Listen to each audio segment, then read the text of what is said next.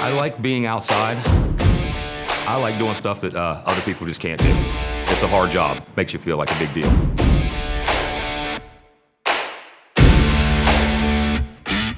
I'm Zach Taylor. I'm the new line worker instructor at the Tulsa Welding School Dallas campus for the line worker program. I've been all over the country, Puerto Rico, California, everywhere in between. It's taken me to a lot of places that I know I never would have seen. So really happy for my life and everything I have. Wouldn't change a thing.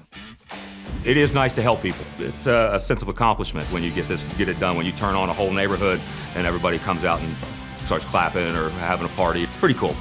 So many different routes to go down. That's why you come to our program, union, non-union, overhead, underground.